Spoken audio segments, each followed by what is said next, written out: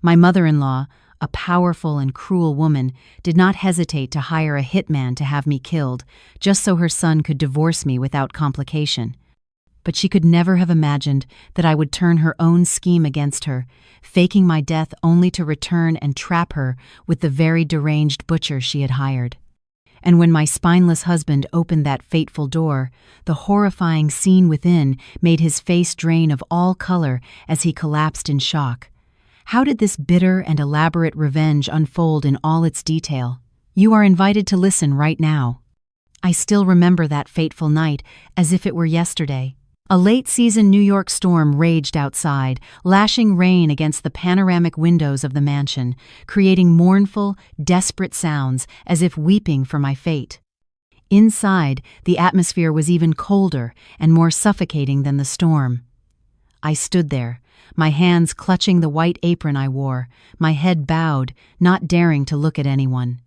In front of me, a lavish dinner spread with expensive dishes I had spent all afternoon preparing was still steaming, yet no one had touched their food. Seated around the polished mahogany dining table were unfamiliar but powerful faces. They were important business partners of my husband, Kevin, and at the head of the table sat not my husband, but my mother-in-law, Eleanor. Her face was meticulously made up, her hair styled in a sophisticated chignon, but her eyes, sharp as daggers, were fixed on me, filled with an undisguised contempt and fury. The dreadful silence was shattered by a piercing crash. Eleanor had hurled her crystal glass to the floor.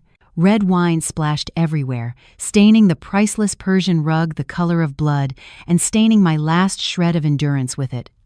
She slammed her hands on the table and rose, her finger, laden with diamond rings, pointing straight at my face. Her voice was a shrill screech, like metal scraping against glass. "Amelia, just look at yourself. Do you have any idea how important this dinner is? Do you know who these guests are? And yet you dare to present yourself to our guests looking like some country bumpkin? The dress you are wearing is not even fit to be my dish rag. Are you trying to embarrass this family? To sabotage my son's career?" I froze, looking down at the simple light blue sheath dress I was wearing. It was the nicest, most presentable outfit I owned. I had thought it was formal enough to meet my husband's partners, but in Eleanor's eyes, it was an insult. I stammered, my voice trembling. "Mother, I'm sorry. I didn't know." "Didn't know?" Eleanor sneered, a smile so cold it was unnerving. "What does a provincial nobody like you know about anything? You are only good for slaving away in the kitchen, cooking your simple, rustic meals. I have told Kevin countless times, marrying you would only hold him back. Look, everyone, take a good look. This is my daughter-in-law. Does she look worthy of my son?" All eyes in the room turned to me. Some were curious, some were pitying, and some were openly mocking. I felt my face flush, my ears ringing. I was like a criminal being publicly tried. I glanced at my husband. Kevin was sitting there, his face pale, his head bowed, his hands clenched tightly under the table. He did not dare to look at me, nor at his mother. He only managed to mumble a weak phrase. "Mom, that is enough. We have guests." "So what if there are guests?" Eleanor turned to berate her son. "It is precisely because we have guests that I must speak. To let everyone see your foolish choice. Look at your wife, then look at yourself. A young executive with a brilliant future, and you go and marry an orphan girl. No family connections, no education, completely useless to your career, just a freeloader. You are a disgrace to this family." Her words were like knives, stabbing directly into my heart. I bit my lip so hard it bled to prevent myself from crying out. The physical pain was nothing compared to the wound in my soul. She said I had no education? I graduated summa cum laude from a prestigious university. She said I was useless to Kevin's career? The entire business plan that helped his company survive the crisis, the breakthrough marketing ideas that helped him secure major contracts, all of them were the result of my sleepless nights, but I never took credit. I silently remained in the background, a shadow content with her husband's success. I had naively believed that as long as he was successful, as long as our family was happy, my sacrifice was worth it. But I was wrong. In my mother-in-law's eyes, I would forever be nothing more than a country girl. And my husband, the man I loved and supported with all my heart, now sat in silence like a coward, letting his wife be humiliated. The party's atmosphere was completely ruined. The guests, feeling awkward, stood up, made their excuses, and left one by one. The vast living room was left with just the three of us and a silence as heavy as a tombstone. When the door closed behind the last guest, Kevin finally dared to lift his head. He looked not at me, but at his mother, his voice filled with reproach, yet also fear. "Mom, why would you do that? Those were my most important partners. How am I supposed to face them now?" "Far from being remorseful," Eleanor snapped back. "Face them? What face do you have left? It was your wife who embarrassed you. Did you see Mr. Davenport's expression when he left? Do you know how he looked at your wife? With contempt. What will he think of an executive who cannot even manage his own wife? Do you think he would dare to invest capital in someone with such poor judgment?" Kevin was speechless. He turned to look at me. His eyes held no defense for me, only anger and blame. "Amelia, you see, this is all your fault. I told you to prepare yourself properly. How could you dress like that?" I was stunned. So in his eyes, the fault was not with his mother, who had caused the entire scene, but with me, with my dress. I let out a laugh, a bitter laugh filled with tears. What is wrong with how I dress? What did I do wrong? I was just being myself. Or would you prefer I drape myself in expensive designer labels and wear a mask of makeup like those women out there? "You still dare to argue?" Kevin shouted, pointing his finger at my face. "Look at yourself. Can you not see the world of difference between you and my mother? You are not worthy of being a part of this family. That is enough." Eleanor's sharp voice cut Kevin off. She walked over to me, leaned close to my ear, and whispered in a voice as cold as ice, meant only for me to hear. "You listen to me carefully. I am giving you 3 days. Write the divorce papers yourself and get out of this house. If you do not, then do not blame me for being cruel." With that, she turned and walked upstairs, with the air of a victor. She left me and Kevin standing there. Kevin looked at me for a moment, a flicker of what might have been guilt in his eyes, but it was quickly extinguished by his cowardice. He sighed, then silently retreated to his study, slamming the door shut as if to escape it all. I was left alone in the cold living room, amidst the now cold dinner and the shards of the crystal glass, just like the shattered pieces of my heart. That night, I could not sleep. I sat curled up on the sofa in the living room, hugging my knees, tears falling silently. I could not believe that the marriage I had tried so hard to build over the past 3 years could end so cruelly. I loved Kevin, loved him so much, but was that love enough to hold on to a man who no longer wanted to be by my side? A man who always put his mother before his wife? Around 2 in the morning, as I was lost in my thoughts, I heard the door to my mother-in-law's room creak open. I startled, quickly wiped my tears, and held my breath to listen. I heard her light footsteps descending the stairs and stopping in the living room. She probably thought I was asleep in my room. I peeked through a gap in the armchair and saw Eleanor standing by the window, dialing a strange number on her phone. She raised the phone to her ear, her voice a whisper, but in the dead of night, I could hear every single word clearly. "Hello. Is this Butch? This is Eleanor. That job I mentioned before, it is time to proceed. Just follow the plan exactly. Stage a car accident, make sure it looks real, and most importantly, clean up everything neatly. Leave no trace behind. Money is no object." My heart stopped. Accident, clean up neatly, no trace. Those words were like sharp needles piercing my brain. She did not just want me to divorce him, she wanted me to disappear from this world forever. A chill ran down my spine. I began to tremble uncontrollably, not from the cold, but from sheer, abject terror. The woman I had called mother for 3 years was the very person plotting to kill me. If you are also on the edge of your seat, wanting to know how the mother-in-law's cruel plan will unfold and how the daughter-in-law's tables-turning revenge will spectacularly play out, then do not forget to subscribe to the channel, turn on notifications, like, and leave a comment to share your thoughts. Eleanor's midnight phone call was like a death sentence hanging over my head. 3 days. I had only 3 days to decide my fate, but in reality, what choice did I have? She was not giving me a choice. She was issuing a command. This magnificent mansion, which I had once naively called home, had now become an invisible prison, and the warden was none other than my mother-in-law. I dragged my heavy feet back to the bedroom. My body was exhausted, but my mind was stretched taut like a violin string. I did not dare to cry, did not dare to show any weakness. I knew that in this house, every emotion of mine was being monitored.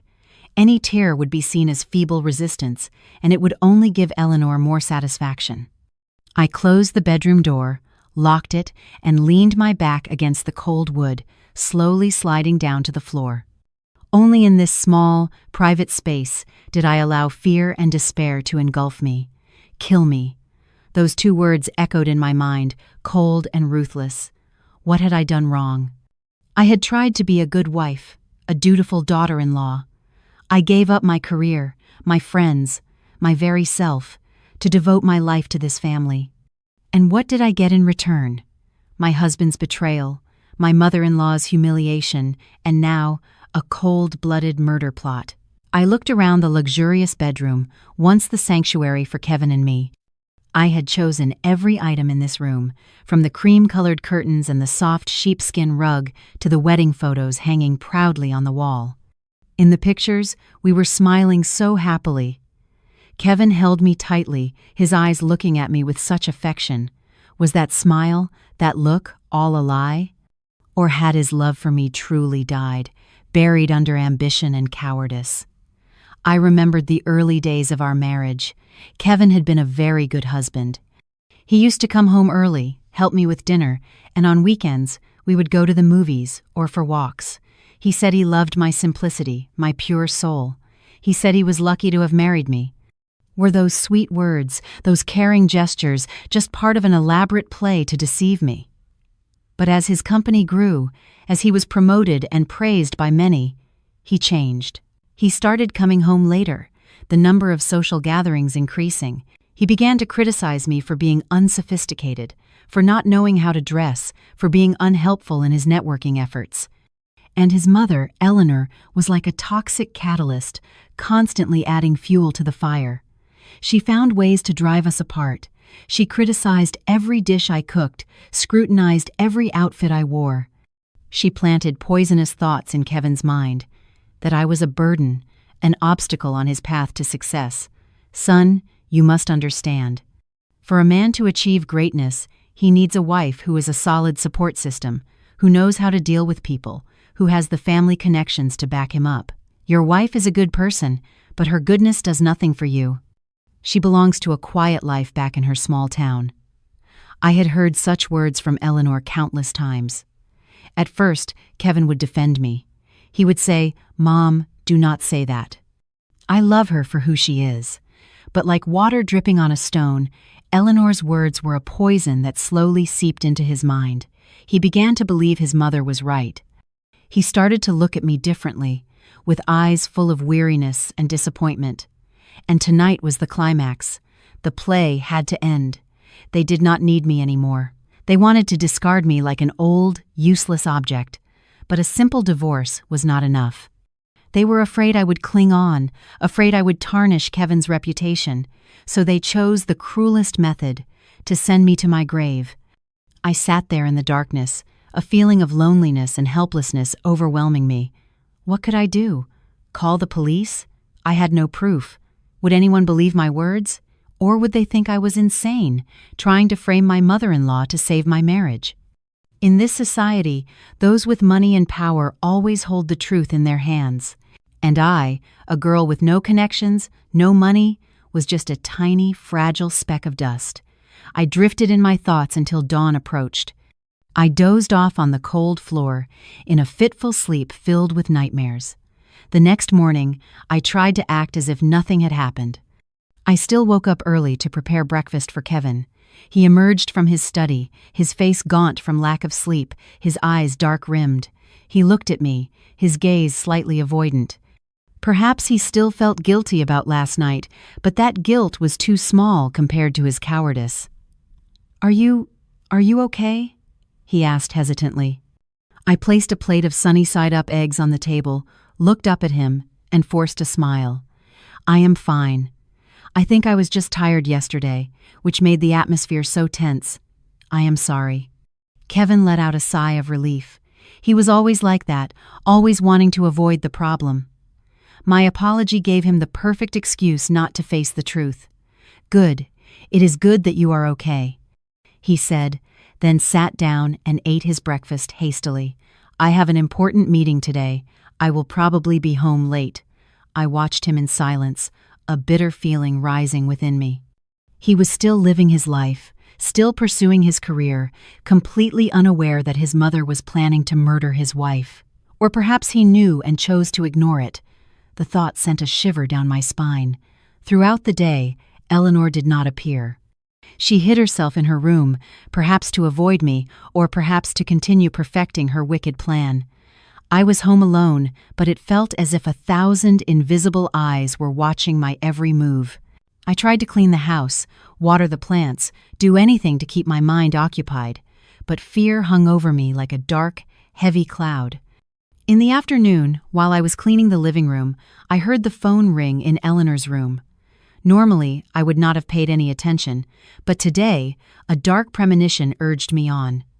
I tiptoed upstairs and pressed my ear against her door. Eleanor's voice came through, quiet but clear enough for me to hear. "How is it, Butch? Is everything ready?" "Good. Remember, tomorrow at 9 a.m. sharp, the girl will be going to the market on Astoria Street. Just have the truck drive recklessly and hit her straight on. Remember to hit her from behind to make it look like a typical traffic accident. Once the job is done, you will receive the payment through the usual account." My whole body froze. So, tomorrow was my judgment day. The slaughterhouse had been set up, and I was the trembling lamb waiting to be butchered. Her plan was so detailed, so cruel. She even knew my daily routine of going to the market.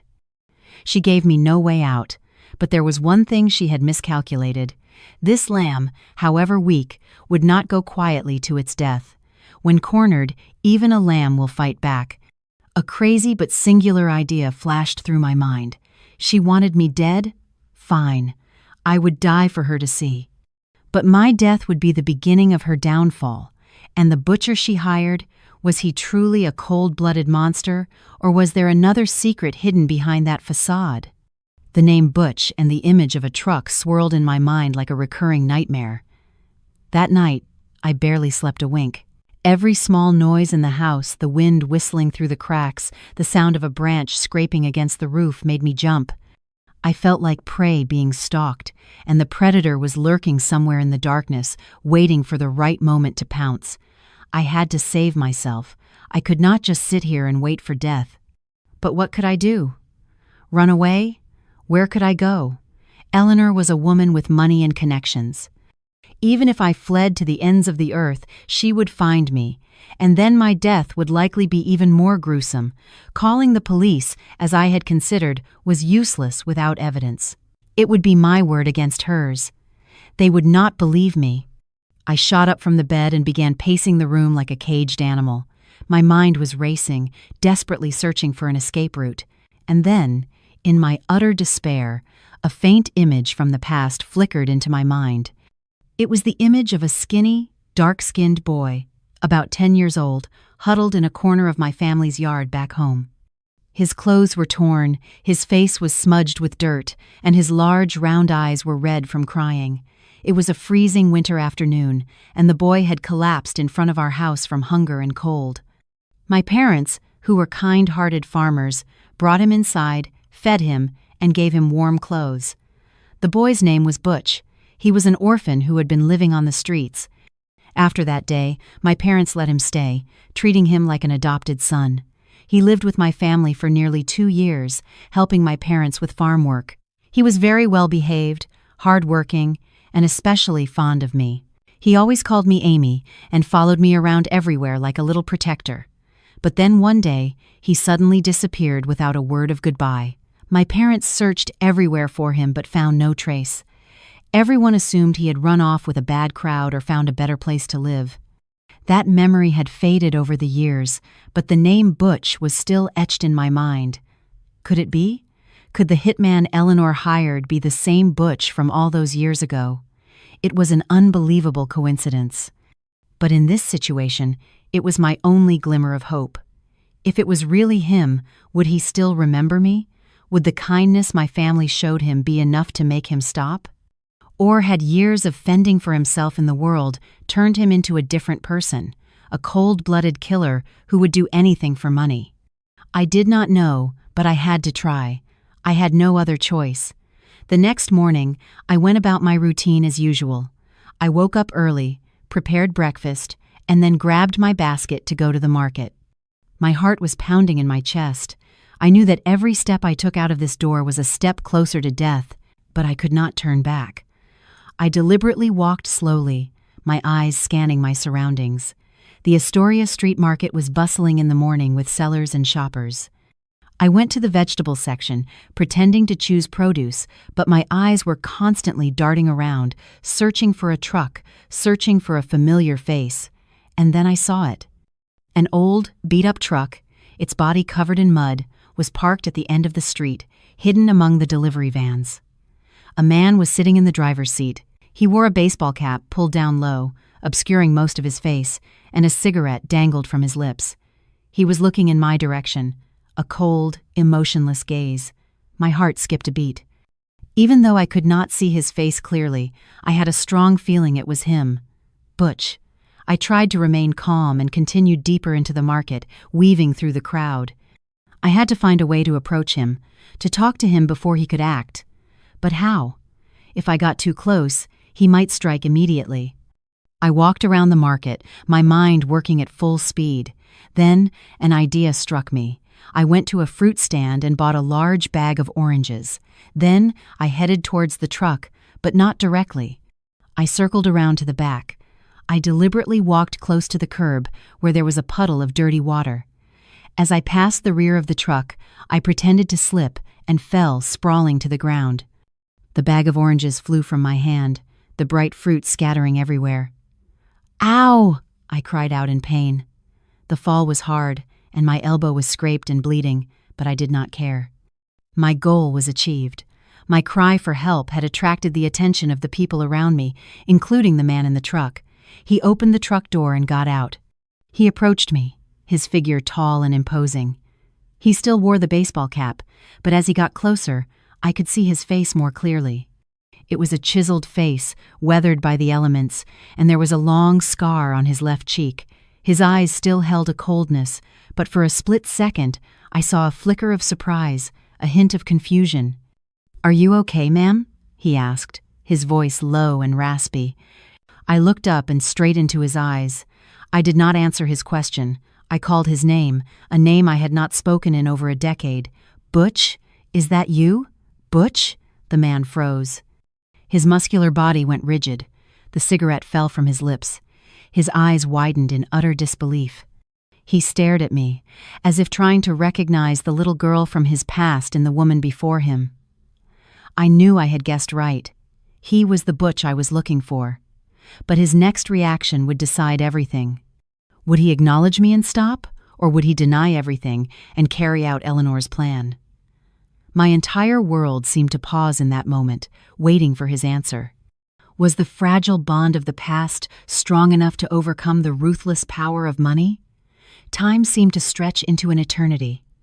I remained on the ground, looking up at the man who stood frozen before me. The world around us seemed to fade into silence. The noise of the market, the chatter of vendors and shoppers, all receded into the background, leaving just the two of us, facing each other on the precipice between life and death, past and present.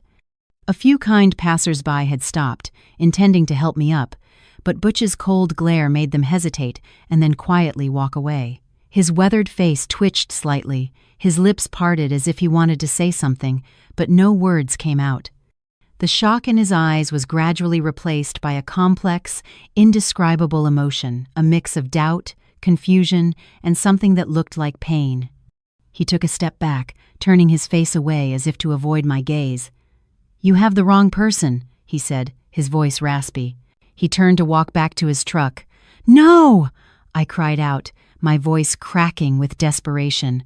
I could not let him go. If he left now, all my hope would be lost. I gritted my teeth and pushed myself up, ignoring the sharp pain in my ankle from the fall. I grabbed his arm, an arm as solid as steel. I am not mistaken. It is me, Amy. Your Amy. Have you forgotten? That winter, if it were not for my parents, you would have frozen to death on the street. Have you forgotten the meals, the warm clothes my mother gave you? Every word I spoke was like a needle pricking at his dormant memories. I saw his shoulders tremble. He did not turn around, but he did not shake my hand off either. I knew he was wavering. Butch, I continued, my voice softening, filled with a choked sob. Where have you been all these years? My parents and I looked everywhere for you. We were so worried. Why are you here? Why are you doing this kind of work? How much did that woman pay you to kill me? My final question was like a sledgehammer, shattering his silence. He jerked around, startled. This time, he did not look away. He looked directly into my eyes. In those deep, dark eyes, I no longer saw the coldness of a hitman, but the tormented conflict of a trapped man. You know everything? He stammered. I nodded, tears now streaming down my cheeks. I heard it all. She wants me dead so her son can get a divorce. Butch, why you? How could you bring yourself to harm the person whose family once saved you? Butch bowed his head, his large hands clenched into fists so tight his knuckles turned white. I have no choice, he said, his voice laced with bitterness. I owe her a huge debt. If I do not do this, not only me, but my loved ones will be in danger. A debt? What do you owe her? I asked, surprised. She is a cold-blooded monster, a devil in disguise. You cannot work for her. You do not understand. Butch growled, then lowered his voice, which was now filled with helplessness. She saved my life once. In this underworld, a blood debt must be paid with blood. I cannot disobey her. I was stunned, so there was a complicated bond between them, but I could not give up. What about the debt you owe my family? The life my parents saved, is it not worth as much as your blood debt to her? Butch fell silent. My words had struck his weakest point. He stood there, this tall, powerful man who looked like a mountain, yet at this moment he seemed more fragile and broken than ever. He was caught between two debts, a life debt and a blood debt, an act of kindness and an act of violence. He had to choose, and his choice would determine my fate. I knew I could not force him. I could only hope that the flicker of conscience that remained, the humanity of the young Butch from long ago, would conquer the demon within him. Butch, I said, my voice gentle but firm, I am not forcing you to choose. I just want you to think carefully. If you harm me today, you might pay your debt to her, but you will incur another debt, a debt to your own conscience, and that debt will follow you for the rest of your life. With that, I let go of his arm. I did not beg or cry anymore. I turned and limped away, picking up the scattered oranges from the ground. I left him alone with his inner turmoil. I had done everything I could. The rest was up to fate. I took a few steps, my heart still in my throat. I did not dare to look back. I was afraid I would see his desperate eyes, or worse, the ruthlessness in them after he had made his final decision. Amy! His voice called out from behind me, making me stop. I slowly turned around. Butch was standing there. He had taken off his baseball cap. His dark hair was cut short, his face weathered but resolute. He looked at me, the conflict in his eyes gone, replaced by a firm decision. I will not hurt you, he said, each word spoken with conviction, but I cannot disobey Eleanor either. If I do not do it, she will just hire someone else, and then I will not be able to protect you. My heart, which had been weighed down by 1,000 pounds, was suddenly lifted, but his next words plunged me into a new worry. Then, what do we do? I asked, my voice filled with confusion. Butch glanced around, then came closer and whispered, There is only one way. You have to die. We will stage the accident, make it look completely real. You will disappear for a while. Only when she believes you are dead will she stop. And during that time, I will find a way to gather evidence to bring her down. I was shocked by his audacious plan. Faking my death was a huge gamble, but in this situation, it was the only way out. But how do we stage it? It will be so dangerous, trust me. Butch looked at me, his eyes full of confidence. I know how to do it. But I need help. Do you have anyone you can trust? Someone who can handle things after you have disappeared? Immediately, a name popped into my head. Marcus Thorne, my only close friend from college, a brilliant and sharp lawyer. I had not contacted him in the 3 years since I got married because I did not want to make Kevin jealous. But I knew that if I asked, he would definitely help me. Yes, I nodded. I have a friend. He is a lawyer. Excellent, Butch said. Tonight, 8 o'clock at the Grind Coffee Shop at the end of Z Street. You and your friend be there. We will discuss the details of the plan. Now go home, act normal, and do not let her suspect anything.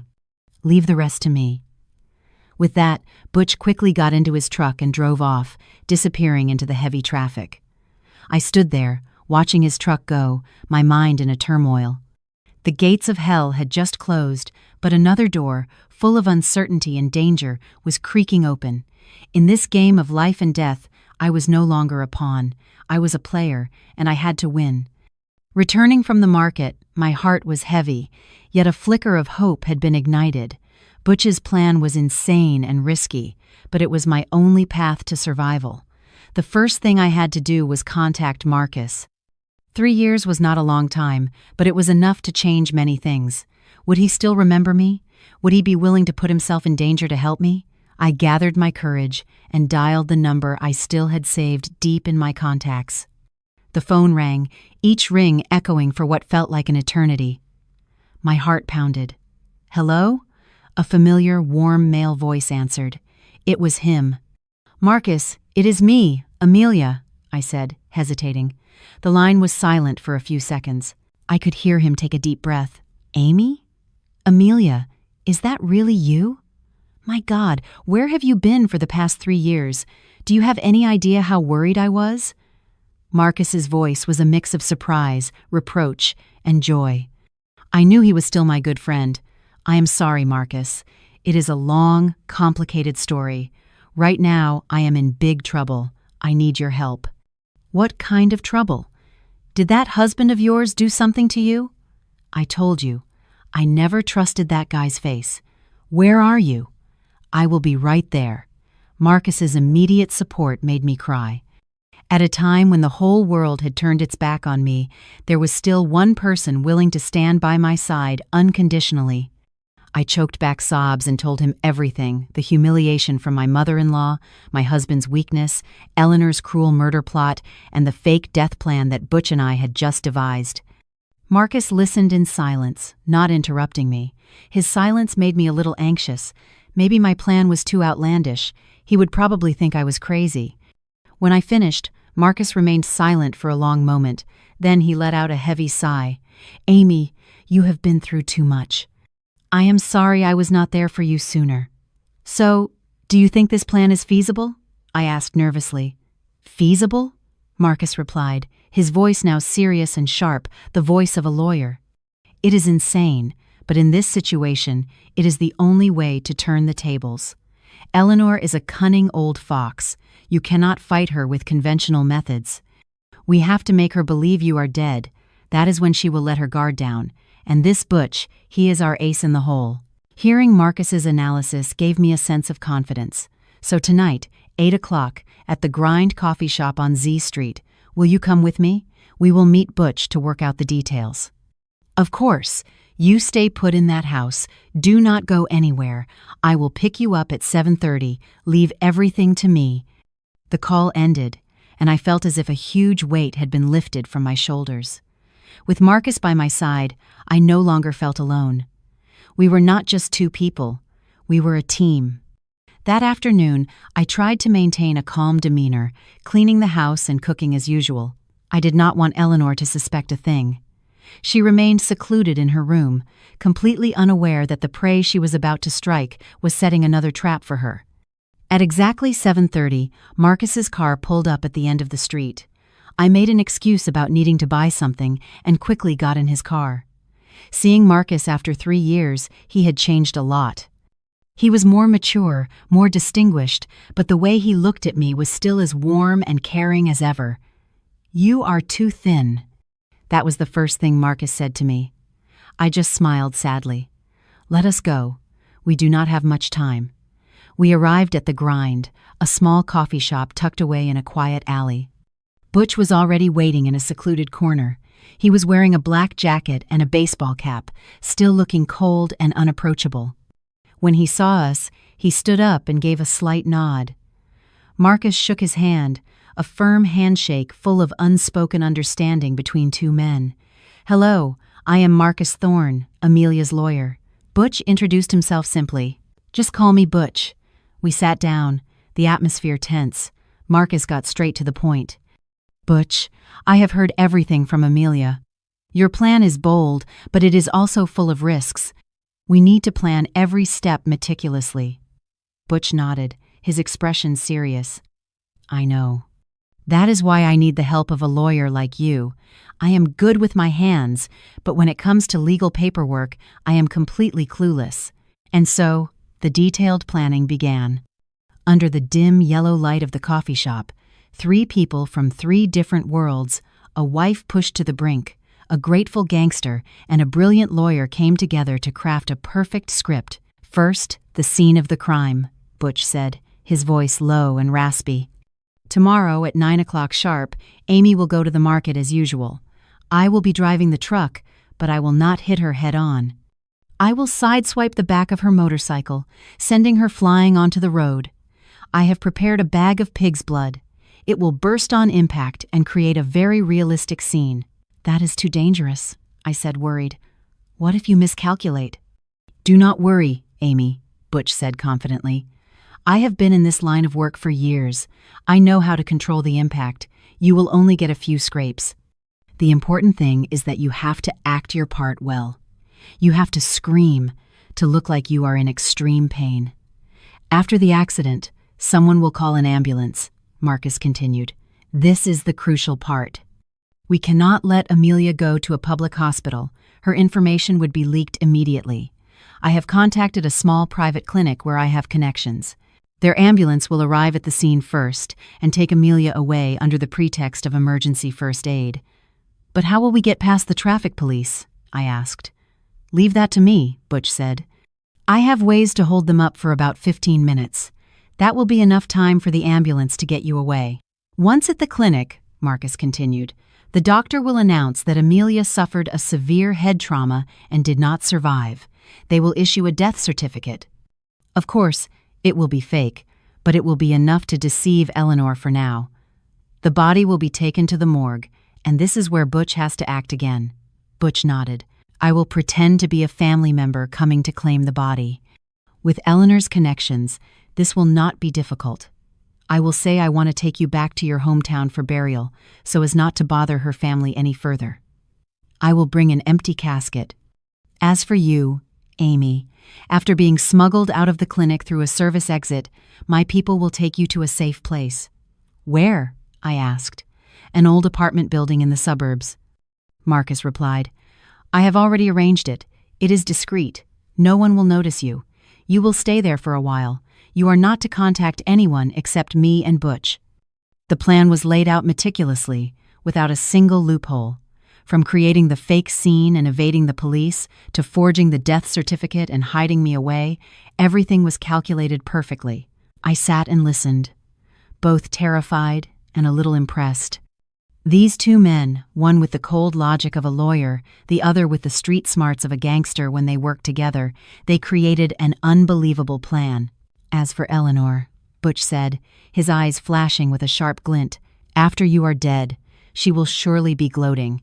And when people are at their happiest, they are also at their most careless. That is when we will make our move." "How?" "We will blackmail her," Marcus said with a mysterious smile. "We will pretend to be someone who knows the truth about the accident, someone who filmed her transaction with Butch. We will demand a large sum of money. She will definitely not call the police, and she will have to come to the meeting point alone. That meeting point will be her final judgment. Hearing this, I could not help but shudder. This plan was even more ruthless than I had imagined, but I had no other choice. Eleanor had pushed me to this. I was no longer the gentle Amelia of the past. I was a person fighting for my life, and in this fight, there was no room for mercy. The meeting ended, and we left. Before we parted, Butch looked at me and said one thing: "Amy, tomorrow, just trust me. I owe your family a life. This time, I will definitely repay it." His words moved me deeply. I knew I had not only a friend but also a brother by my side, ready to protect me. That night, I returned to the mansion, my heart no longer filled with fear, but with a cold determination. The deadly play was about to begin, and I was ready for the biggest role of my life. Would everything go as smoothly as planned? How would my husband, Kevin, react when he heard the news of my death? The dawn of the next day was unlike any other. The sunlight brought no warmth, only an unusual chill. I woke up not with fear, but with a frightening calmness. Like a soldier before battle, all emotions were suppressed, leaving only intense focus. I looked at myself in the mirror. The woman staring back had dark circles under her eyes from lack of sleep, but her gaze was bright and unusually determined. Today, I would die, and today, I would also be reborn. I went through my morning routine as if programmed, preparing breakfast, ironing Kevin's clothes. He came out with the same tired and distant expression. He had no idea this might be the last breakfast I would prepare for him. He had no idea that the wife he had grown to resent was about to disappear from his life forever. "Going to the market again today?" Kevin asked casually during breakfast. His question made my heart leap, but I quickly regained my composure. "Yes, we are out of groceries," I replied nonchalantly. "Okay, be careful," he said, then stood up, grabbed his briefcase, and left for work. No hug, no goodbye kiss. Our 3 years of marriage ended with such a cold, indifferent remark. I watched his retreating figure, a complex mix of emotions welling up inside me. There was pain, disappointment, but also a sense of liberation. At exactly 9 o'clock, I picked up my basket and wheeled my old motorcycle out of the gate. I was wearing simple clothes and a helmet. I took a deep breath, savoring the fresh morning air of the city one last time. Then I started the engine and drove towards Astoria Street, the road to hell, and also the road to my rebirth. I drove slowly, my heart pounding like a drum. I glanced in the rearview mirror and saw it. Butch's truck was silently following behind at a safe distance. Everything was going according to script. When I turned onto Astoria Street, a relatively quiet road at this time, I knew the moment had come. I gripped the handlebars tighter, sweat drenching my palms. Bam! A terrifying sound erupted from behind me. A powerful impact threw me and my motorcycle forward. I was flung onto the road, my head spinning, the world turning upside down. The motorcycle lay mangled a few feet away, its wheels still spinning. I lay on the hot asphalt, a sharp pain shooting from my shoulder and knee, but I could not pass out. I had to stay conscious. I had to act. "Ah, help, help me," I moaned, my voice weak. A warm, sticky, metallic-smelling liquid began to flow from under my back. It was the bag of pig's blood Butch had prepared. It had burst, creating a pool of dark red blood around me. The scene was horrifying. A few passers-by saw what happened and screamed in horror. They crowded around me. "Oh my God, an accident! Someone call an ambulance! That poor girl, she is bleeding so much!" The whispers and murmurs rose. Butch got out of his truck, his face a mask of panic and fear. He was a very convincing actor. He ran over to me, knelt down, his voice trembling. Ma'am, are you okay?" I did not mean to. The brakes failed. People looked at him with angry eyes. "Brakes failed? You were driving so fast." "Call an ambulance. What are you standing there for?" Everything was happening just as planned. Amidst the chaos, a private ambulance sped towards us, its siren wailing. 2 paramedics in white coats jumped out, carrying a stretcher. They were Marcus's people. Move aside! Move aside!" let us do our work." They expertly parted the crowd, performed a quick assessment on me, and then carefully placed me on the stretcher. Multiple traumas, suspected head injury, significant blood loss. "We need to get her to the nearest hospital immediately," one of them announced loudly. Then they pushed me into the ambulance and slammed the doors shut. The ambulance wailed its siren again and sped away, leaving behind the accident scene and the shocked faces of the onlookers. Once the ambulance had driven a short distance and was out of sight, the paramedic sitting next to me immediately removed the neck brace and helped me sit up. "Amelia, are you all right?" he asked with concern. "I am fine. Just a few scrapes," I replied, sighing in relief. "Thank you. It is nothing, ma'am. We are just doing our job." Mr. Thorne gave us detailed instructions. The ambulance did not head towards a hospital. Instead, it turned into a small alley and stopped in front of an old warehouse. The doors opened, and Marcus and Butch were already waiting. "Amy, are you okay?" Marcus rushed over, looking me up and down with a worried expression. "I am fine," I reassured him. Butch also approached, his face still tense. "Is everything at the scene under control?" Marcus asked. "It is," Butch nodded. "The traffic police arrived, but I managed to delay them with a few tricks. They will not suspect anything. Now I have to go back and finish playing the part of the driver who caused the accident." "Be careful," I warned. Butch looked at me, gave a slight nod, and then turned to leave. "As for you, get inside and change," Marcus said, pointing to a set of clean clothes. "Then my person will take you to the safe house. Remember, from this moment on, Amelia Vance is dead. You have to live under a new identity. Do not show your face to anyone." I nodded. I followed a woman into the warehouse. When I came back out, I was a different person. My long hair was hidden under a baseball cap, and I was wearing baggy men's clothes. The woman led me out through a different exit to a waiting motorcycle. The motorcycle sped off into the night, taking me to a completely unfamiliar world. Meanwhile, at the private clinic arranged by Marcus, another act of the play was unfolding. The doctor informed the police that due to her severe injuries, Amelia Vance had not survived. A death certificate was issued. The news of my death was quickly relayed to the family. I could not imagine how Kevin and Eleanor would react to this news. Eleanor, she must be ecstatic. Her dream of getting rid of me had come true. And Kevin? Would he feel even a little bit of sorrow? Or would he also breathe a sigh of relief, glad to be free of a burden, pain, guilt, or the joy of freedom? What would his reaction be when faced with the death of the wife he had just abandoned? In the executive office of Vance Properties, Kevin Vance sat frozen in his high-end leather chair. The phone was still on the desk, though the call from the hospital had ended several minutes ago. "We regret to inform you, Mr. Vance, that the patient, Amelia Vance, your wife, did not survive her injuries following the accident." The doctor's words echoed in his head, cold and cruel. Dead. Amelia was dead. He could not believe it. Just this morning, she had been there, bustling in the kitchen, making him breakfast. Just this morning, she had looked at him with those sad, disappointed eyes. And now, she was gone. An overwhelming, terrifying emptiness enveloped Kevin. He did not cry. He just sat there, motionless, his gaze fixed on nothing. He did not know what he was feeling, grief, regret, or a numbness that bordered on paralysis. The office door burst open, and Eleanor rushed in. Her face was a mask of alarm, but deep in her eyes, a flicker of triumphant joy was unmistakable. "Kevin," I heard. "The girl? She really had an accident?" The poor thing.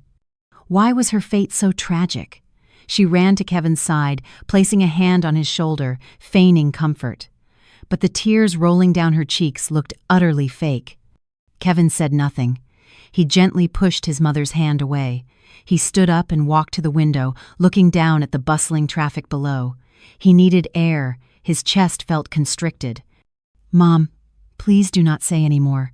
I want to be alone." His voice was hoarse. Eleanor was taken aback by her son's coldness, but she quickly resumed her pained expression. "I know you are sad, son, My heart is breaking too. After all, she was my daughter-in-law. But do not let your grief affect your health. Leave the funeral arrangements to me. You are the pillar of this company. You cannot fall apart now."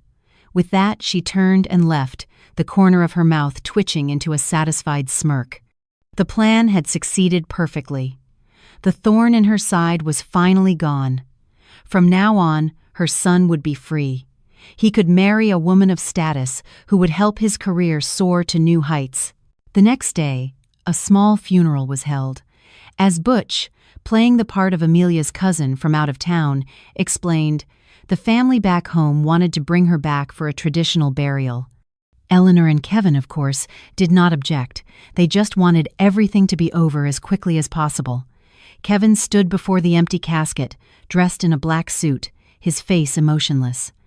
He did not shed a single tear. People whispered around him.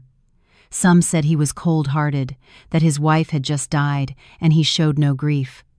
Others thought he was simply too shocked to cry.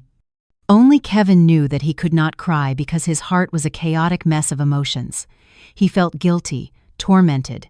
He remembered his harsh words, his cowardly silence when his mother humiliated her. If he had not treated her that way, maybe she would not have died such a miserable death. But alongside the guilt, he also felt a sense of release. Yes, release. He no longer had to face her sad eyes every day. He no longer had to live torn between his mother and his wife. He was free. Amelia's death, though painful, had opened a new path for him, a future his mother had already planned out. After the funeral, Kevin's life seemed to return to normal. He went to work, attended social events. The only difference was that the mansion felt emptier, colder. There was no one waiting for him at night, no one to prepare hot meals. Sometimes, in the dead of night, he would instinctively call her name, "Amy, can you get me a glass of water?" Then he would startle, realizing she was no longer there. Eleanor, on the other hand, was openly cheerful. She began to redecorate the house, throwing out all of my belongings as if to erase any trace of my existence. She even started a campaign to find Kevin a new wife. "Kevin, dear, you know Tiffany Davenport, the daughter of the chairman of Davenport Real Estate? She is beautiful and brilliant. I have arranged a meeting for you this weekend. You should go see her." "Mom, my wife just passed away," Kevin said, annoyed. "So what if she just passed?" Eleanor waved his concern away. "The dead are dead. The living must go on. You cannot mope around forever. You have to think about your career, your future. Tiffany will be a strong partner for you." Under his mother's pressure, Kevin eventually went to the meeting. He had no feelings for the girl, but he did not protest. He let his mother arrange everything, like a puppet on a string. His life drifted on in a haze of emptiness and guilt. Until one night, as he sat alone in his study, trying to bury himself in work to forget everything, he saw something small and shiny under his desk. He bent down and picked it up. It was a small button, shaped like a tiny white daisy. He recognized it immediately. It was from the pajamas Amelia loved to wear. It must have fallen off without her noticing. He clutched the button in his palm. A memory flooded back. It was a late evening. He was working late. Amelia had brought him a glass of warm milk. She was wearing those pajamas with the little daisy buttons. She smiled, a gentle, warm smile. "You have been working so hard. Drink some milk to warm up," he remembered snapping at her. "You are so annoying." "I am busy. Do not bother me." She had quietly placed the milk on the desk and left. Her back looked so lonely then. Thinking back now, he realized how cruel he had been. He opened a desk drawer, intending to put the button away, but he froze. In the drawer, next to a stack of documents, was a small wooden box. Curious, he opened it. Inside were a journal and a positive pregnancy test. 2 lines. Kevin was stunned. A positive pregnancy test meant Amelia had been pregnant. He shakily picked up the journal. It was her diary. He never knew she kept one. He flipped through the pages, her neat handwriting appearing before him. Date. "I found out I am pregnant today. I am so happy. I do not know how to tell Kevin. He is so busy with work. Will he be happy to hear the news?" Date. I still have not told Kevin. My mother-in-law does not seem to like me. If she finds out I am pregnant, will she accept this baby? Date. I have decided to keep this a secret for a while. I will wait until Kevin's work is more stable, then I will tell him, "My baby, please grow up strong and healthy. Mommy will protect you." As Kevin read, his hands began to tremble violently. He was a father. He had a child, but he never knew. And now, both his wife and his child were gone. An overwhelming pain and regret seized his heart. What had he done? He had indirectly killed his wife and his unborn child. He buried his face in his hands. For the first time since Amelia's death, he wept. Gut-wrenching, belated sobs filled with bitter regret. But he had no idea that somewhere else, the wife he thought was dead was silently watching it all. His tragic performance had only just begun, and the price he and his mother would have to pay would be far greater. Would the truth about the baby awaken Kevin, or would it only push him deeper into a mire of lies and guilt? In the old suburban apartment, I sat in front of my laptop, watching Kevin's every move through the microcamera I had long ago hidden in his study. I saw him break down, saw the belated anguish and regret on his face, but my heart remained unmoved. What good were his tears now? Could they bring my child back to life? Could they erase the wounds he and his mother had inflicted upon me? No. It was all too late. "He looks pretty pathetic, crying like that," Marcus said, sitting beside me and taking a sip of coffee, his tone dripping with sarcasm. "Just the type, a weak man who only learns to appreciate what he has after he has lost it." I closed the laptop. "Let us not talk about him anymore. How is our plan coming along?" "Everything is ready," Marcus said, putting down his coffee cup, his expression turning serious. "Butch has gathered enough information on Eleanor's shady dealings, and I have drafted the first blackmail letter. The bait is set. We just need to wait for the big fish to bite." The next day, an unmarked envelope was secretly placed at the doorstep of Eleanor Vance's mansion. Inside was a memory card and a handwritten note with scrawled words, "Watch this and you will know.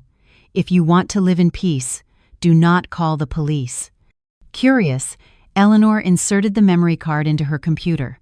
The screen lit up with a short, shaky, blurry video filmed from a distance. It was a video of her meeting Butch at a deserted cafe, handing him a thick stack of cash. The audio was unclear, but the images were undeniable. Eleanor's face turned pale. She trembled as she pulled out the memory card, her heart pounding. Who filmed this? Could that lowlife Butch have betrayed her, or was there a third party watching her? A storm of questions raged in her mind. Just then, her phone pinged with a new text message. It was from an unknown number. "I know what you did. Your daughter-in-law's accident wasn't an accident. I have all the proof. If you don't want everything exposed, your son's reputation ruined, and you rotting in prison, prepare $500,000. Tomorrow night, 10 o'clock sharp, bring the money alone to the old meatpacking plant in the suburbs. Remember, alone. If I see any cops, this video will be on every news channel tomorrow morning." Eleanor read the message, her body shaking with a mix of fury and fear. $500,000 was not a small sum, but compared to her family's honor and her son's future, it was nothing. Who was this person, daring to blackmail her? She gritted her teeth, 100 schemes forming in her mind. Call the police? No, too risky. The blackmailer had been clear. Involve the police, and the video gets released. Hire thugs to handle it? Also not a good idea. What if they turned around and blackmailed her too? That would be even more trouble. In the end, she decided to handle it herself. Who was she? She was Eleanor Vance, a woman who had navigated the cutthroat business world for decades. There was nothing she could not handle. She figured this blackmailer was probably just some small-time crook who thought he could intimidate her because she was a woman. She would go to the meeting point, but not to deliver the money. She would teach that person a lesson. The next evening, Eleanor withdrew a large amount of cash from the bank, but she only took $100,000 in real currency. For the other $400,000, she used stacks of counterfeit bills with a thin layer of real money on top. She packed it all into a black briefcase, She also hid a small dagger and a can of pepper spray in her handbag. She was ready for a confrontation. She drove alone to the old meatpacking plant in the suburbs, following the address in the text message. The dirt road was bumpy, flanked by desolate, empty fields. The car's headlights cut through the misty night, creating a ghostly atmosphere. The old plant loomed before her like a giant beast sleeping in the darkness. The stained brick walls, the rusted tin roof, and the faint, foul smell of blood and decay in the air made her shudder, but her pride and confidence overrode her fear. She grabbed the briefcase, got out of the car, and walked straight inside. The heavy iron door creaked ominously before slamming shut behind her. It was pitch black inside, with only a few weak rays of moonlight filtering through holes in the roof. Eleanor turned on her phone's flashlight and scanned the area. Iron hooks hung silently from the ceiling, cold stone butchering tables stood like altars, and the floor was covered in dark puddles of what could have been rainwater or old blood. The damp, cold, and pungent air made her feel nauseous. "Is anyone here?" she called out, her voice trying to sound firm. "I have the money. Come and get it." The only reply was silence and the echo of her own voice. She started to feel uneasy. Could this be a trap?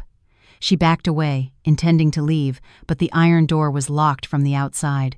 Panicked, she pounded on the door. "Open up! Which one of you bastards is playing this game with me? Open the door!" But it was useless. The door did not budge.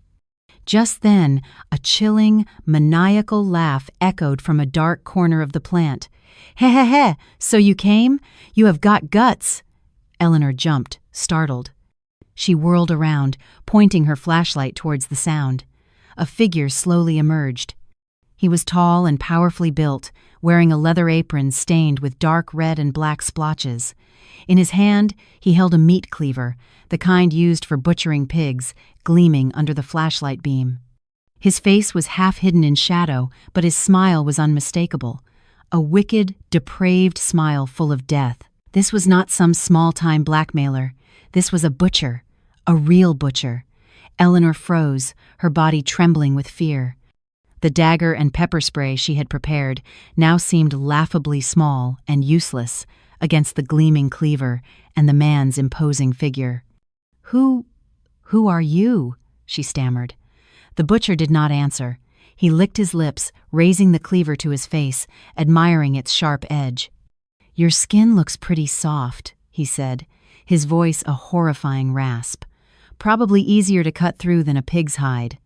Eleanor let out a terrified scream and stumbled backward until her back hit a cold wall. She had walked right into a trap, a perfect trap. And tonight, she was not the hunter. She was the prey.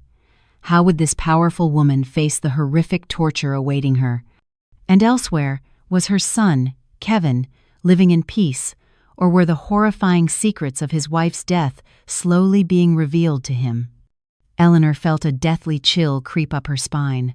The musty, metallic scent of the slaughterhouse, the cloying smell of old blood, filled her nostrils, making her want to gag. But the terror was far worse than any physical revulsion. The man before her was no blackmailer. He was a demon summoned from the depths of hell. His eyes, shadowed beneath the brim of his cap, glowed with a feral madness. His grin stretched wide, revealing yellowed teeth and a single, sharp canine. He was not looking at the briefcase full of money she clutched to her chest. He was looking at her, a scrutinizing, appraising gaze, like a butcher sizing up a fat pig before the slaughter. "The money?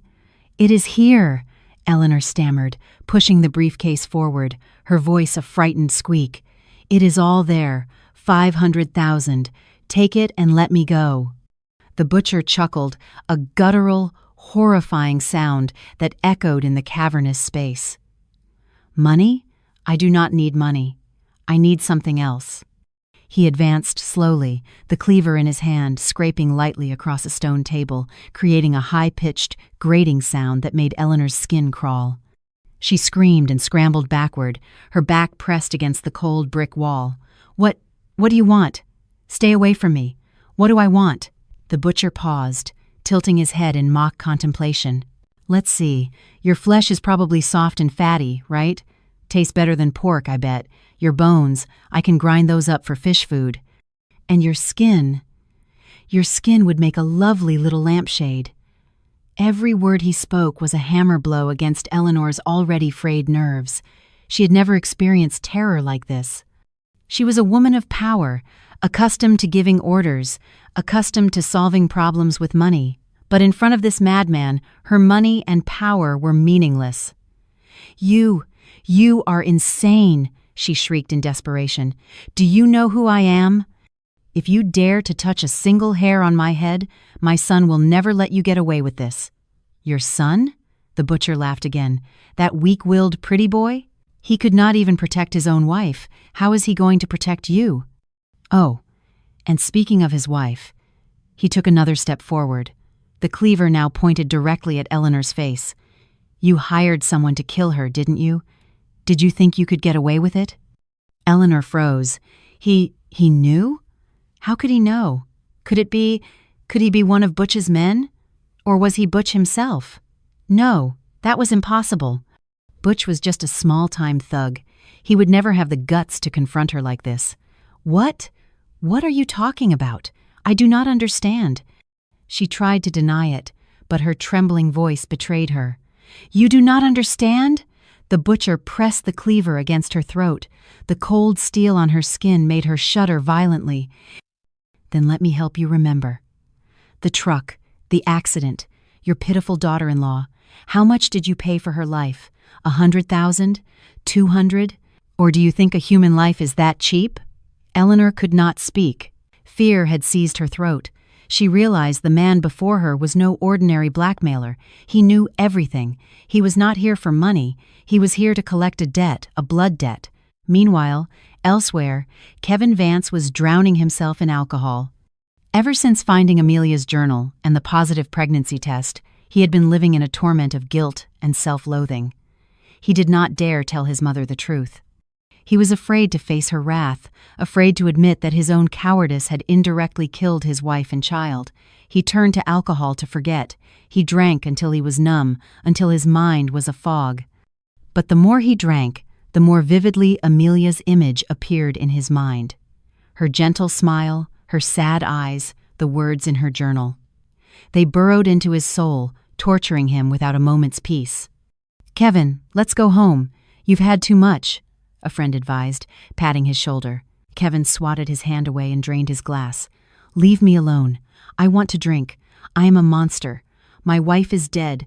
My child is dead. It is all my fault. He yelled, then slumped onto the table, sobbing like a child.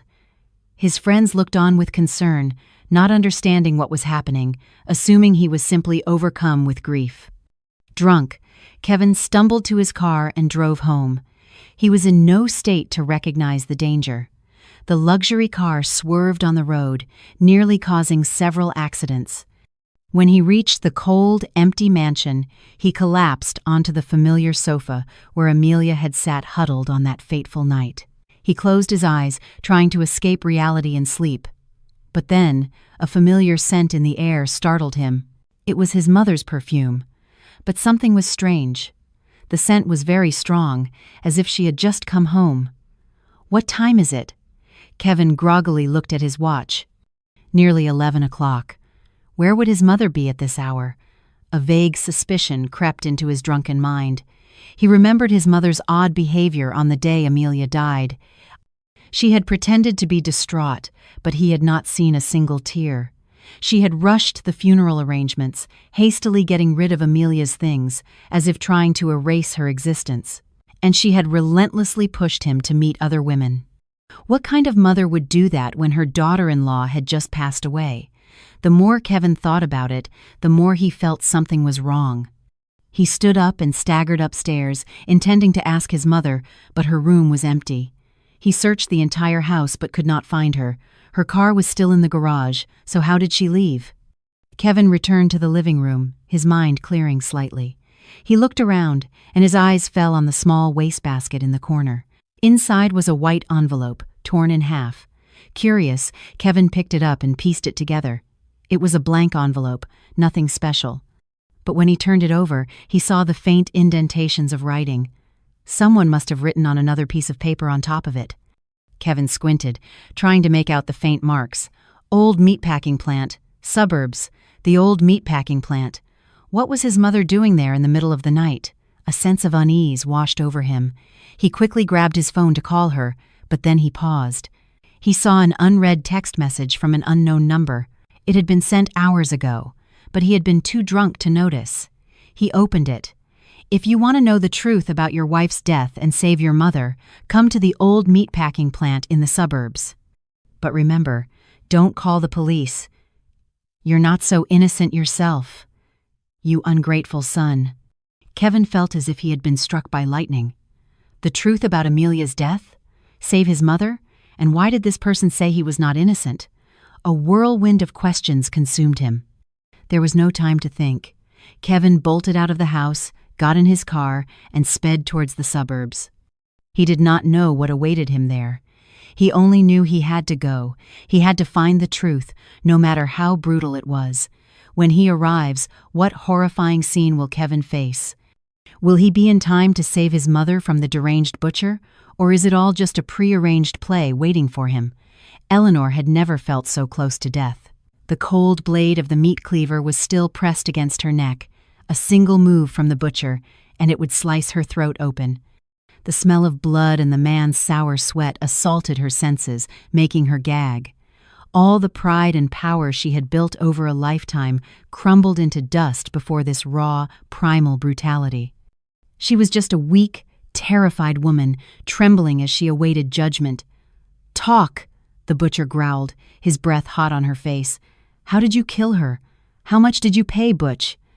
I do not know. I do not know anything," Eleanor stammered, tears and snot streaming down her face. She was still trying to deny it, a final, feeble act of defiance. "You do not know?" the butcher sneered. He pulled the cleaver away. Eleanor let out an involuntary sigh of relief, thinking she was safe. But no. Hell was just beginning. He was not going to kill her quickly. He was going to play with his prey. He wanted her to taste ultimate fear, a mental torture far worse than physical death. He turned and walked to a stone butchering table. He set the cleaver down and picked up a sharpening steel. Scrape, scrape, scrape. The rhythmic, ear-splitting sound of metal against metal echoed in the silent plant. He sharpened the blade while muttering to himself, loud enough for Eleanor to hear. "Got to get it real sharp, a nice clean edge. That way, the cut is smooth, no tearing. Makes the meat taste better." Eleanor scrambled to her feet and pressed herself against the wall, covering her ears, trying to block out his horrifying words. But the sound of the sharpening steel burrowed into her mind. She looked around frantically for an escape, but every door was locked. She was trapped with a demon. The butcher finished sharpening his cleaver. He held it up, admiring it in the faint moonlight. He seemed pleased. Then he walked to a dark corner and dragged something out. It was the skinned carcass of an animal, probably a pig. He threw it onto the table. Thump! The heavy sound made Eleanor jump. He began his work, wielding the cleaver with brutal, expert efficiency. He started trimming the meat, chopping the bones. The sound of the cleaver hacking into bone, thwack, thwack, and the sound of flesh being sliced, schlick, schlick, filled the air. Blood dripped from the carcass, pooling on the stone table before trickling to the floor. Drip, drip, drip. Eleanor squeezed her eyes shut, her hands clamped over her ears, but the sounds, the overwhelming stench of blood, invaded her senses. She felt nauseous, dizzy. It felt as if the butcher was not carving a pig, but carving her.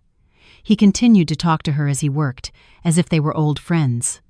"You know, in my line of work, the most important thing is to be decisive. One clean cut. You drag it out, the animal suffers, and the meat gets tough." He paused, turning to look at her, his smile even more demonic. "Just like you. You were very decisive with your daughter-in-law. One hit from a truck, and it was over. Neat, clean. I have to say, I admire that about you." "Shut up! Just shut up!" Eleanor screamed, on the verge of a complete breakdown. Her spirit was broken. "I will give you money. Lots of money. Whatever you want. Just let me go." "Money?" The butcher laughed again. "I told you, I do not need money. What I need is your confession. Tell me. How did you plan to kill her? Tell me every detail. If you tell a good story, maybe I will give you a quick death." He went back to his work. This time he picked up a handsaw and began sawing through the larger bones. The grating sound of the saw against bone was even more horrifying than the chopping. Eleanor could not take it anymore. She crawled on the floor to the butcher's feet. "Please, I am begging you. I am on my knees. Spare me. I was wrong. I know I was wrong." "Wrong?" He stopped, looking down at her with an amused expression. "How were you wrong, tell me?" I should not have treated her so badly. I should not have forced her to get a divorce," she stammered. "Is that all?" He frowned, pretending to be disappointed. "What about the part where you tried to have her murdered? Are you just going to leave that out?" He held the bloody saw in front of her face. "Maybe I need to saw off your tongue to get you to tell the truth." "No, no. I will talk. I will tell you everything." Eleanor, in a state of pure terror, confessed everything. She recounted how she had called Butch, how much she had offered, how she had laid out the entire plan. She told him everything through tears and violent shudders. She was completely broken, with none of her former pride or power remaining. The butcher listened, nodding with satisfaction. When she finished, he stood up and tossed the saw aside. He walked to a large barrel of water and began washing the blood from his hands. "Good. You are an honest woman after all," he said, his voice less manic now. "So, what should I do with you now? Chop you into 100 pieces? Or maybe lock you in here with the rats and let them nibble on you?" Eleanor lay sprawled on the floor, too exhausted to beg any more. She just wept, her sobs filled with despair. She knew she was not getting out of this place alive.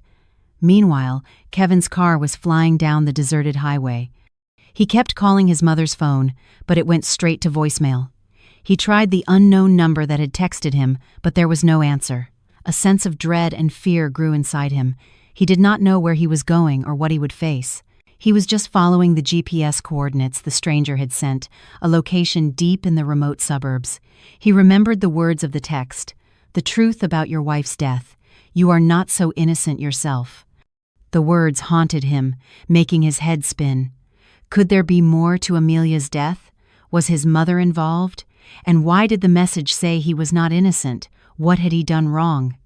Besides treating Amelia horribly, staying silent while she was humiliated, was that a crime? The car finally arrived at the location. Kevin stopped in front of a derelict building that looked like an old slaughterhouse. His heart pounded. He got out of the car, the cold air and foul stench hitting him immediately. He saw a large iron door, bolted shut. "Mom, are you in there?" he yelled. There was no answer, only the sound of the wind whistling through the gaps in the tin roof like a ghostly whisper. Kevin summoned his courage. He ran at the door, but it was too solid. He looked around and found a long iron bar. He used it as a lever, and, after a struggle, the rusty lock broke. The door creaked open. A wave of cold air and an even stronger smell of blood washed over him, making him gag. He turned on his phone's flashlight and tiptoed inside. The sight that met his eyes was one he would never forget for the rest of his life. Would Kevin be able to handle the horrifying shock of seeing his mother's true face and the truth about his wife's death? When Kevin stepped through the rusted iron door, his world stopped. The weak flashlight beam from his phone cut a trembling path through the damp, filthy interior of the slaughterhouse.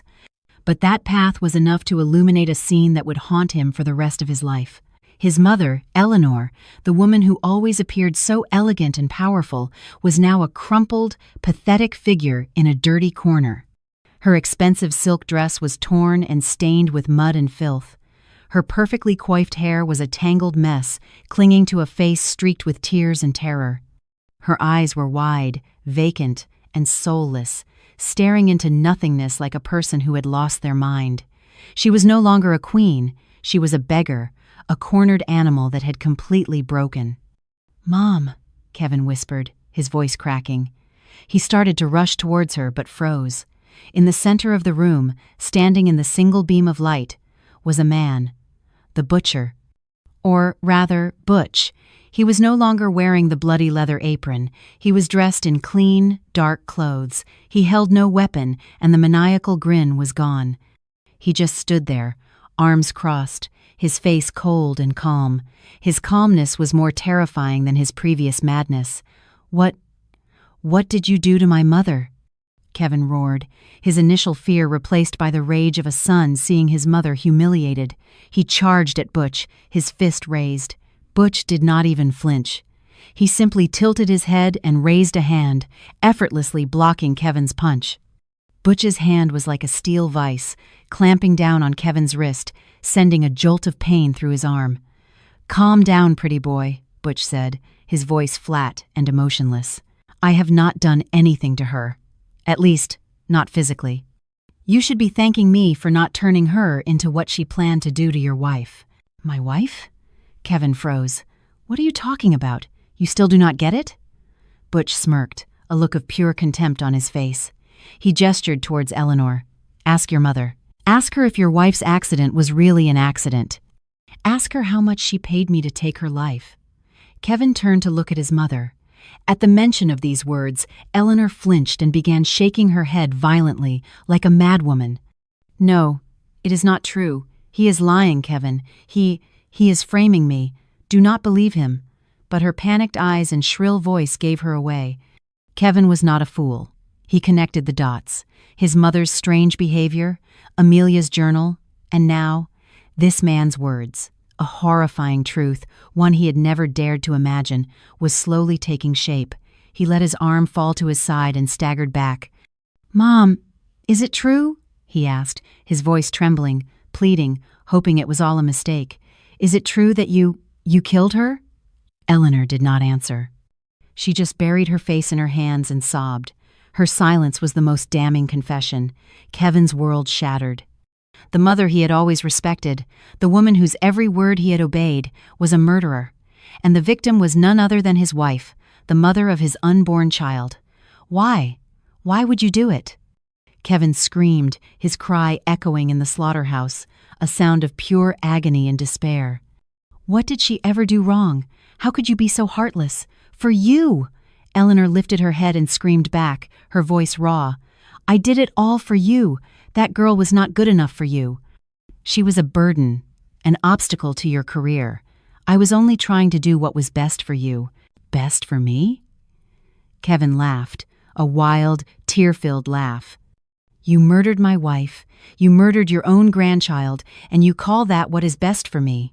You are not my mother. You are a monster.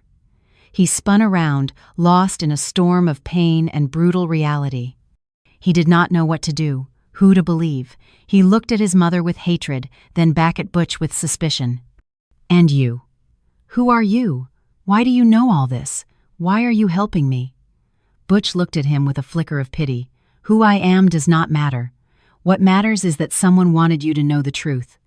Someone wanted you to see the true face of the mother you have always worshipped. Who? Who told you? Kevin demanded. Just then, from the deepest shadows of the slaughterhouse, a figure slowly emerged. The moonlight streaming through a hole in the roof cast a faint, ethereal glow around her. She was wearing a simple white dress, her long hair falling over her shoulders. Her face was beautiful and serene, but her eyes were cold and distant. It was me. The clear, familiar voice rang out. Kevin froze, his entire body rigid. He rubbed his eyes, unable to believe what he was seeing. He thought he was dreaming, or that he was dead and in hell. Amy, Amelia, he stammered, his voice like that of a sleepwalker. No, it cannot be. You are dead. The person standing before him was Amelia, in the flesh. She was not dead. She had returned from the grave to judge them all. That is right, Amelia said with a sad smile. The Amelia you knew, your meek, submissive wife, is dead.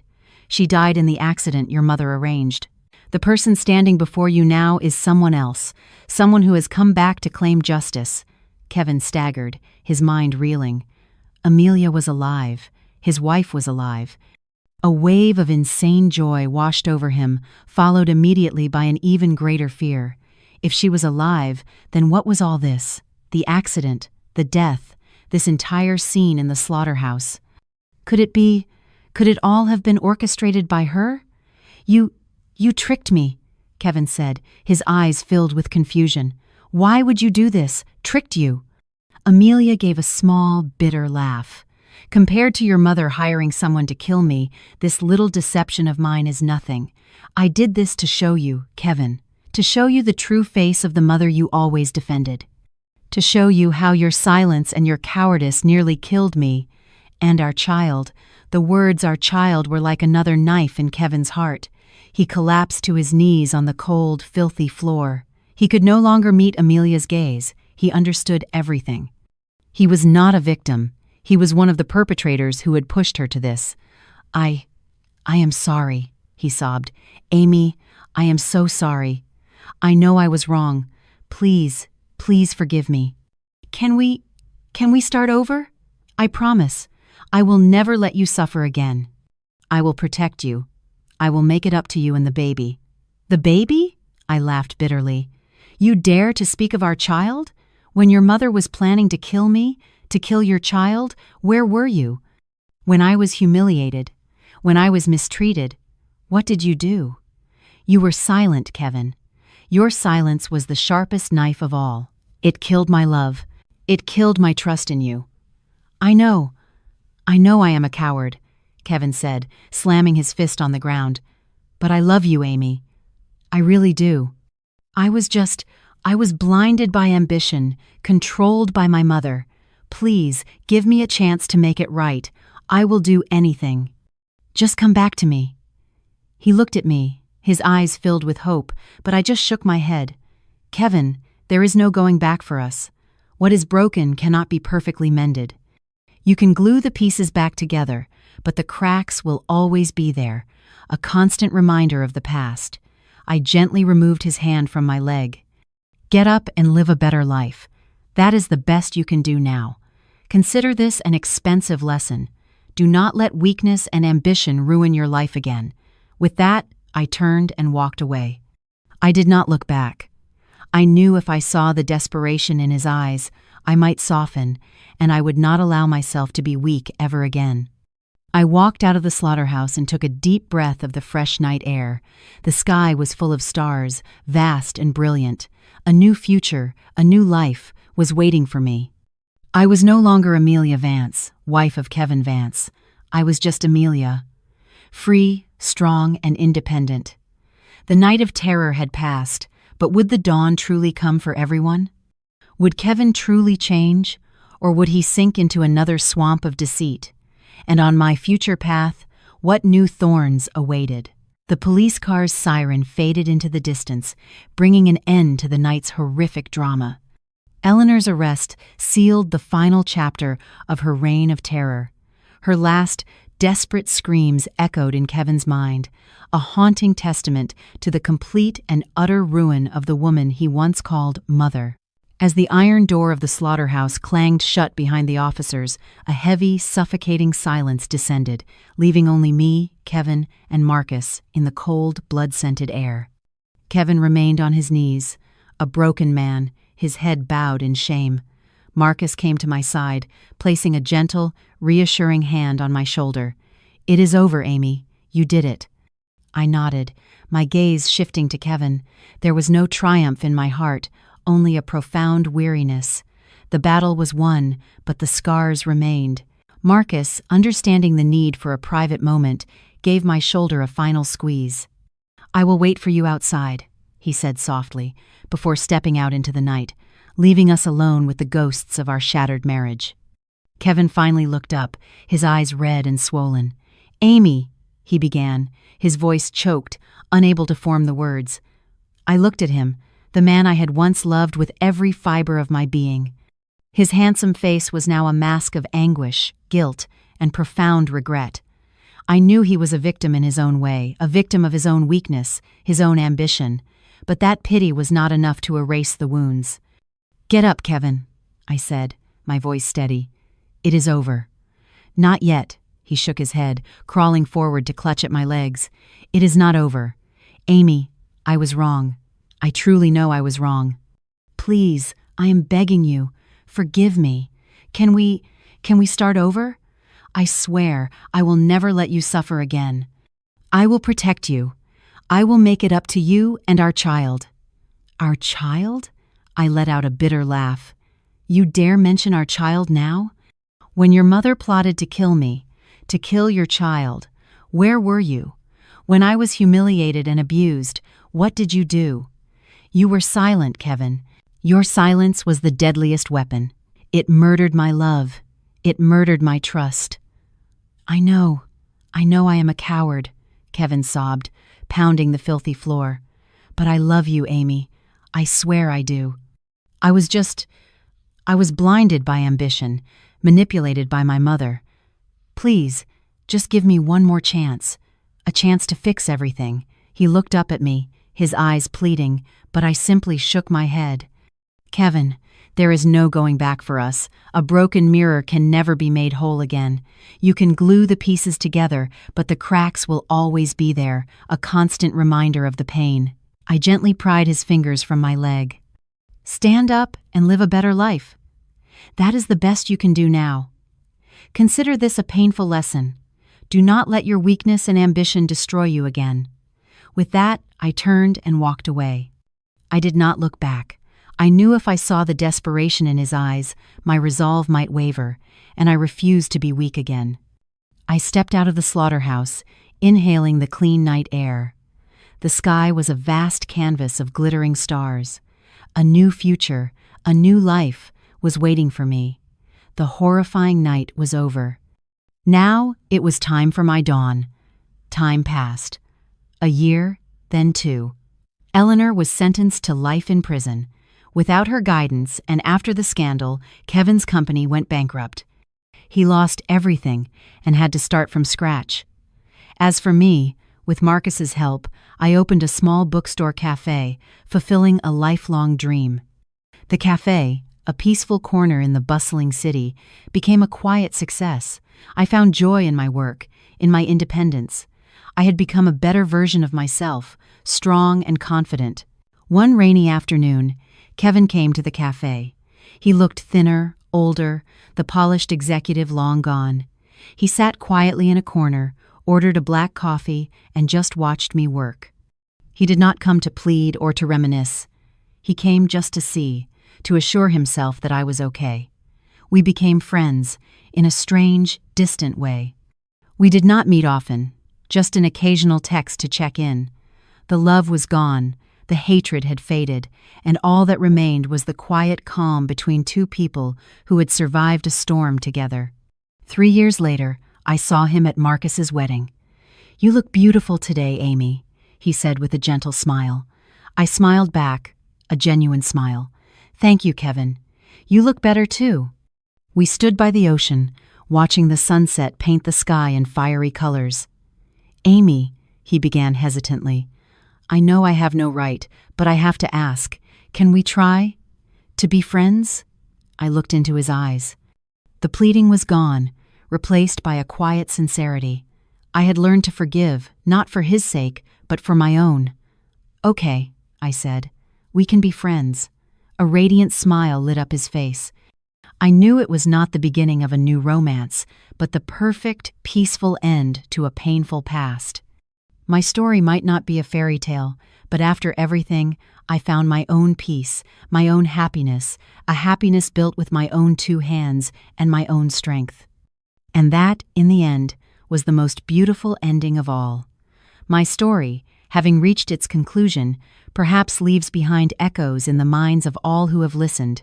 We have journeyed through a full spectrum of emotions, from outrage at Eleanor's cruelty and disappointment in Kevin's weakness, to a sense of satisfaction when justice was served, and finally, a quiet peace as I found myself again. But after all the drama, what truly remains is the lesson of forgiveness. Not forgiveness for others, but forgiveness for one's own past. Hatred is like drinking poison and expecting the other person to die. It consumes the soul and traps us in a prison of pain. I chose to let go, not because Kevin deserved forgiveness, but because I deserved peace. The moment I agreed to be his friend was not about rekindling a flame, but a declaration that the past no longer had the power to hurt me. That was the greatest victory. The story is also a profound reminder of inner strength and self-worth, especially for women. I once made myself a shadow, living for my husband and his family, forgetting who I was. That painful collapse was my chance to be reborn. True happiness comes not from leaning on another, but from standing firmly on one's own feet. My bookstore cafe is not just a business, it is a symbol of independence, of a soul that has found itself after the storm.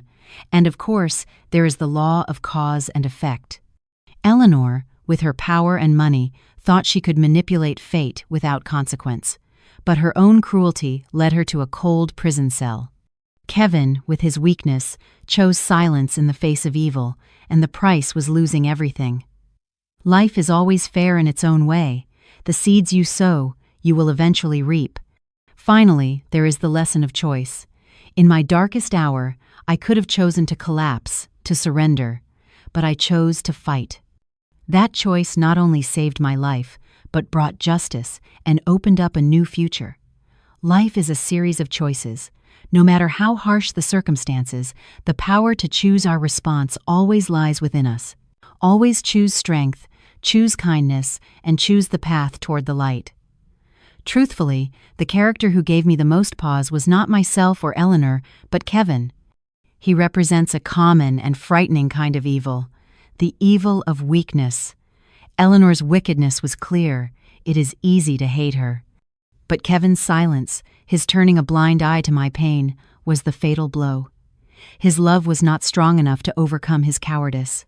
Forgiveness, in the end, was not about giving him another chance, but about freeing myself. The scene in the slaughterhouse was symbolic. It was a place to expose Eleanor's true butcher-like nature, a place to bury all pretense, and a place for truth to be resurrected.